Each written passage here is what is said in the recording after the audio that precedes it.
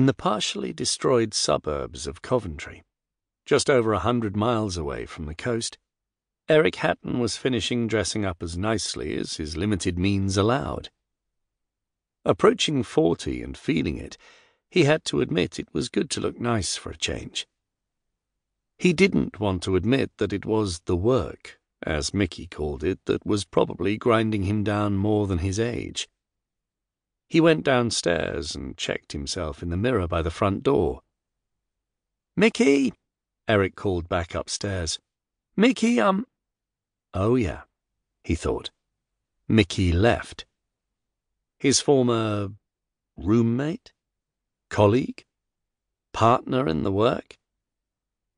Either way, Mickey had moved back into the city centre a few weeks ago after finally accusing Eric of going soft.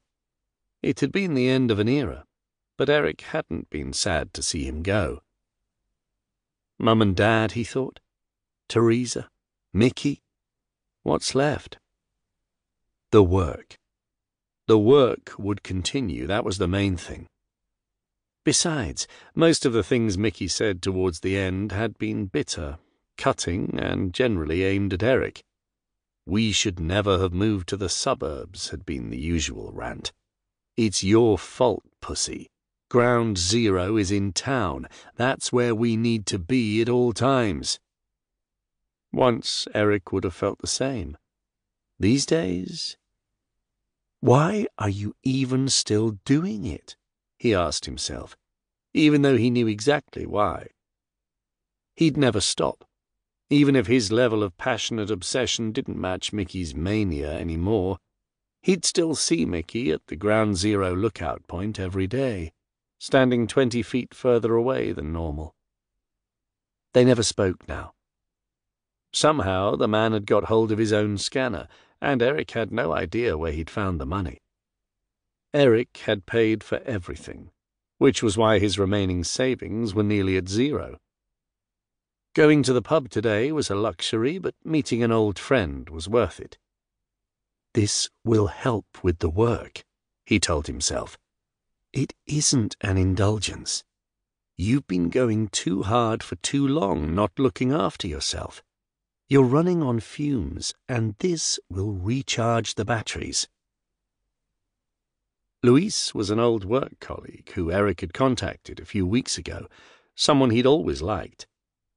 He'd gone on a rare Facebook friend scanning odyssey, brought on by loneliness after Mickey's departure, and realized that the man still lived in the area.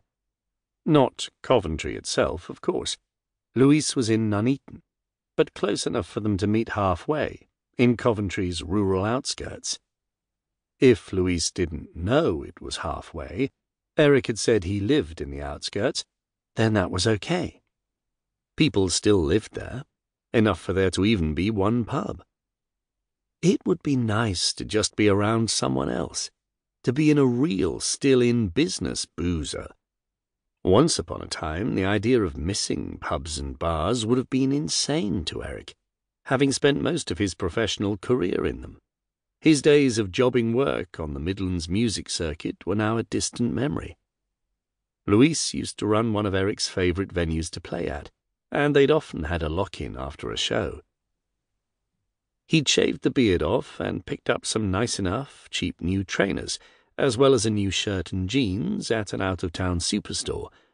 There wasn't anywhere left in Coventry that would even provide food other than canned goods, let alone cheap clothes, and the resulting change was pretty remarkable.